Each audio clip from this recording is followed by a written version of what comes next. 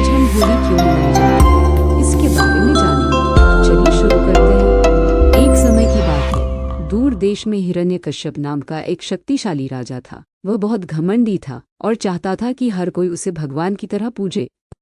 लेकिन राजा का प्रहलाद नाम का एक छोटा बेटा था जो भगवान विष्णु की भक्ति करता था। अब इससे हिरण्यकश्यप बहुत क्रोधित हुआ। उसे समझ नहीं आ रहा था कि उसका अपना बेटा उसकी पूजा क्यों नहीं करता। उसने प्रहलाद का मन बदलने की हर संभव कोशिश की। उसने उसे अद्भुत खिलौने दिए और उसे सजा देने की धमकी भी दी। लेकिन प्रहलाद टस से मस नहीं हुआ। वह कहता रहा कि भगवान विष्णु ही साक्षात भगवान हैं। हिरण्यकश्यप क्रोधित था। उसने प्रहलाद को सबक सिखाने का निश्चय किया।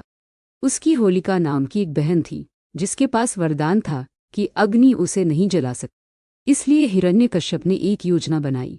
उसने होलिका से कहा कि वह प्रहलाद को अपनी गोद में लेकर एक विशाल अग्नि में बैठ जाए। उसने सोचा कि आग प्रहलाद को जला देगी और होलिका अपने वरदान की वजह से सुरक्षित रहेगी। होलिका इस योजना से खुश नहीं थी, लेकिन उसे अपने भाई राजा की बात माननी पड़ी।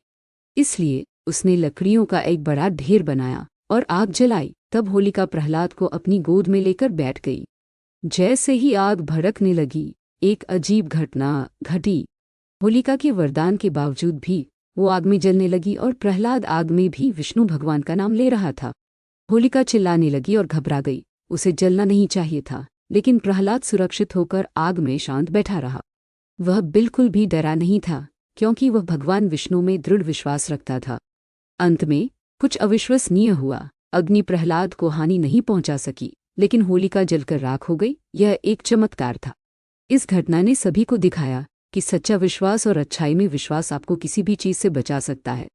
इससे यह भी पता चला कि बुरी चीजें उन लोगों के साथ होती हैं जो हिरण्यकश्यप की तरह मतलबी और घमंडी होते हैं।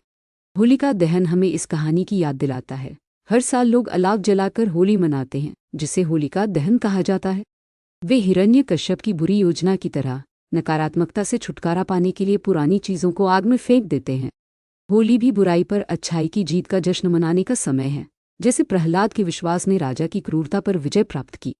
लोग अपनी खुशी दिखाने और बचे हुए अंधेरे को दूर भगाने के लिए एक दूसरे पर रंग बिरंगे पाउडर और पानी फेंकते हैं, गाने गाते हैं और नृत्य करते हैं। तो अगली बार जब आप होली मनाएं तो प्रहलाद और होलिका की कहानी याद रखिए।